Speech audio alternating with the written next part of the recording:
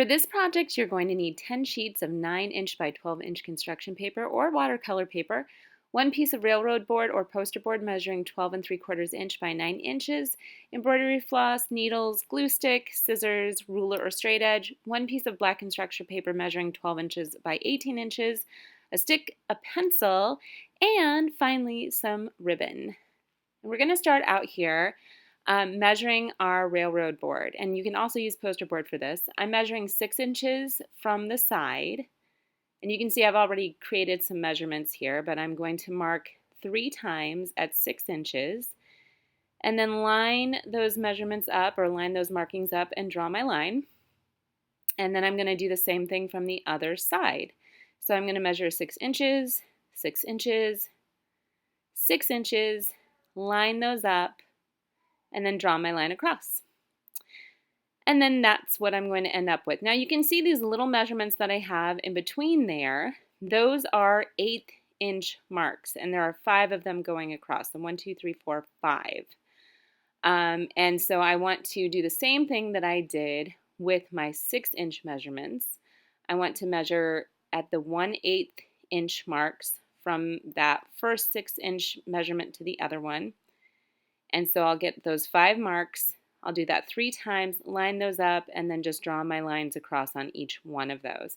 The final measurement that I want to make is an inch measurement from the top, and usually you can just get away with doing 1 measurement there because there's not a huge amount of space that you have to draw your line on. And then I'll do 1 inch measurement from the bottom, and then draw my line across. So I get something like that. There you go, you can see. Now where the inch measurement and those 1/8 inch measurements, where those intersect, so where they cross, I want to poke holes. And these holes are going to be where I'm going to stick my embroidery floss through to bind eventually. So I'm just going to take a T-pin here and stick that through, and I just want to poke the hole and then pull that back out. You can use a T-pin or you can just use a sharp needle. Okay, so now I have my 10 pieces of construction paper, and you can see that I folded these and I have 5 sets. So in each one of these there are 2 sheets of paper, just like this. So I've sandwiched them together, and then I want the spines of all of those to just be lined up here next to these measurements that I've already made on my railroad board. And what I'm going to do is lay this flat, make sure that it's in the right spot and that I don't want to move it. And then I'm going to use my pencil just to draw a line upward from where I did those 1-inch measurements. And all I'm doing here is really marking 1 dot on the spine of each of these so that I have a place to poke holes. And I'm going to use that same T-pin and go in and poke holes through each of these spines.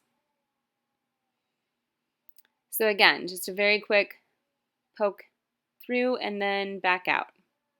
And just make sure you get through both of the sheets of paper in each one of those packets.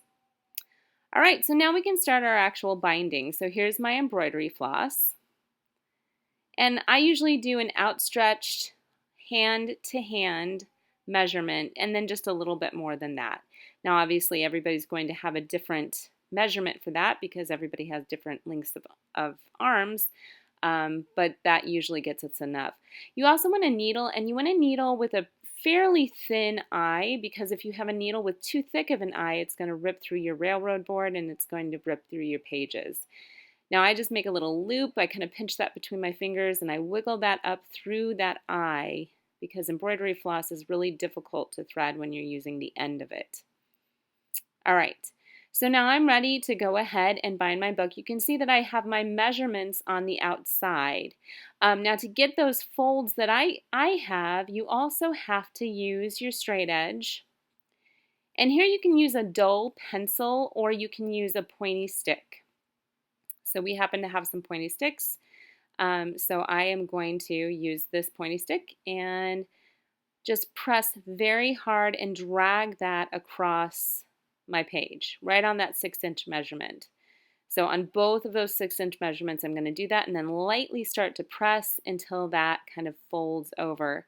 And that just gives you a line to crease on.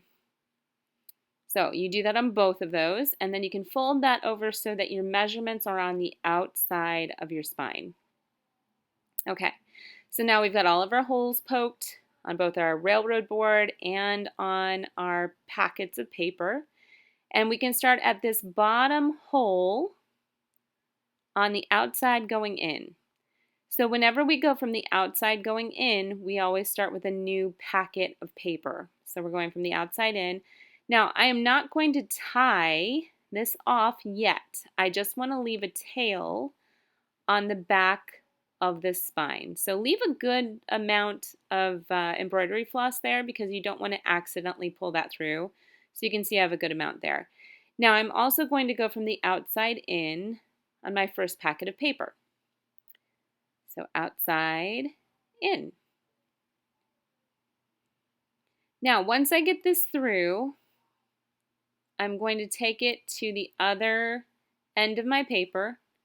And so there'll be kind of this line from one side to the other on the inside of this packet. And I'm going to punch from the inside going out, and then same thing on my spine of my railroad board. And just make sure that you're coming out of that same 1/8 inch line. So it's a different hole, obviously, but it's on that same line that I started on. Okay, so there's our first little packet of paper. Great. Now, our next step, again, whenever we need a new packet of paper, we're going to start on the outside, and we're going to go outside going in, and we're just going to go to the next door neighbor of this hole that we came out of. And so that one right there, the second set of holes, and I'm going from the outside in, so I'm going to grab a new sheet of paper and go from the outside in on this. And then I'm going to, just like I did before, take that across. So you're going to see a line from the top to that bottom hole. And I'm going to take that through where I poked those holes and then go ahead and take it through that second hole in the spine of my railroad board and try to pull that all the way through. Now, at this point, I have two strings that are coming out in roughly the same area, so I can go ahead and tug on this a little bit until I start to see that other tail move, and then I'm going to tie these off. And this just is an easy way to tie this off and get ready to keep stitching without there being any problems with pulling my thread through. So, okay, I'm ready to continue this. So I'm going to go from the outside in and then start a new packet. So you're going to speed this up a little bit, but it's the same process. And you're just moving. Now, that was the third set of holes. So now this is the fourth. So we're just moving down on our sets of holes, but doing the same process. And here's my final set. There we go. Okay, so once you're done here, you want to make sure that it's nice and tight, but don't pull so tightly that you're going to rip through your railroad board. But just give it a little tug, check to make sure that your paper's in there and it's not pulling out when you give it a little tug. And now I need to tie this off, so I'm going to stitch through the closest stitch that I just came out of, or closest stitch to the hole that I just came out of. Make a little loop and then go back through that loop with my needle. So I need to do that at least 2 times. So here I'm going to do that one more time. Go through the stitch until I make a little loop and then go back through the loop with my needle and pull that tightly.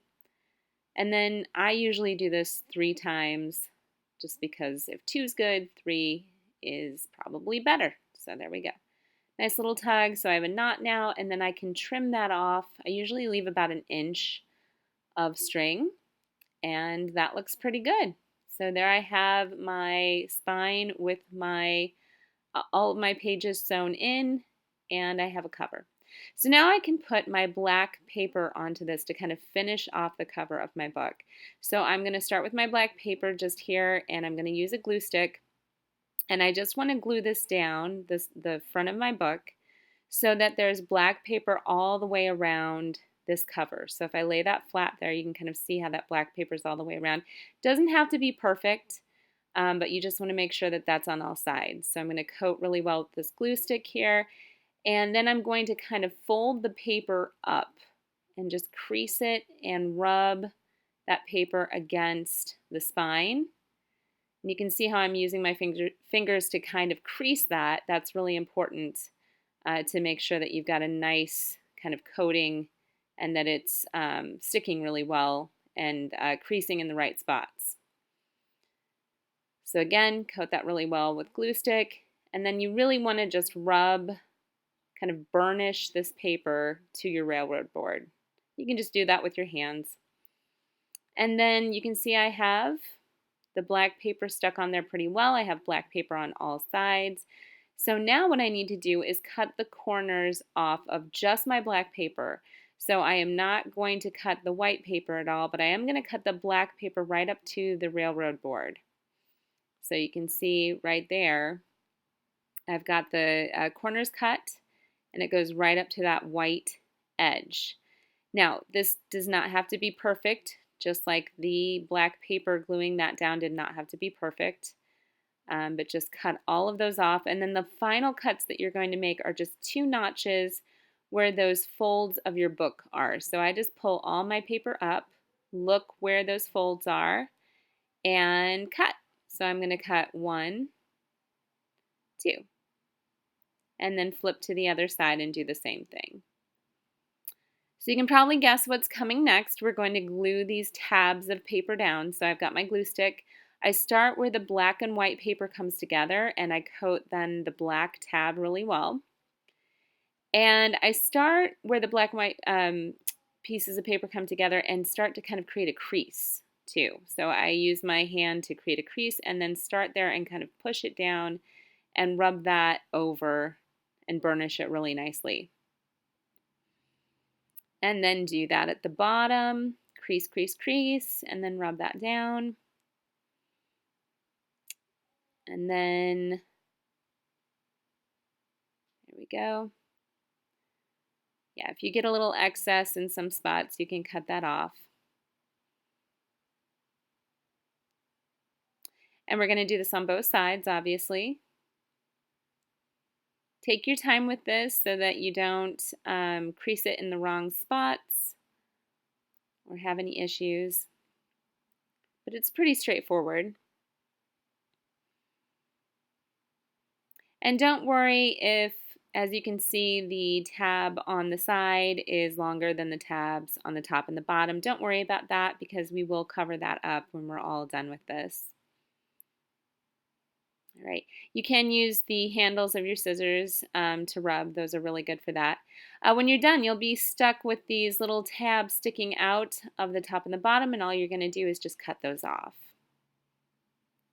And there you can see we have a pretty nice looking book. We've got a lot of colorful pages, and we've got our black cover. So now we're going to add a little bit of ribbon, and we can, because of the way that we've bound this book, we should be able to reach up through our colorful pieces of paper where they're bound here against our railroad board, and we're going to pull this ribbon through. There we go. Now I'm folding this over, and I want to make sure that I don't end up with the ribbon in 2 different spots like this. I want them to be lining up wherever I want them. So I'm going to pull them so that they're kind of lining up here, and then I'm going to use a pencil to mark on the inside of my black cover. So I'm going to pull this up and mark here. Mark, there we go. And then I'm going to pull up the bottom and mark that as well. Okay, so then this is going to be fairly easy then to glue. I'm going to glue my ribbon down first with some glue stick. So putting some glue stick down here and taking that out. And then I'm going to glue down my paper over the top of this. So don't worry about getting a little excess glue there because, as you can see, we are going to glue that paper down to cover that up. So I'm just going to put some glue stick in here. And if you don't want to use glue stick for this, you can use other adhesives too. It does not have to be glue stick. It's just really convenient and it works fairly well. So if you have glue stick, go ahead and use it. There we go. So our final book should look a little something like this. You've got your black paper, you've got your ribbon, and then we're going to pull that ribbon until it's about 7, 8 inches off of the book, snip it, and then you can tie your book to close it. And that's what it looks like. Pretty nice little book and very colorful. You can also use watercolor paper and watercolor a nice wash, and this looks really beautiful with that as well. But construction paper can look really nice too.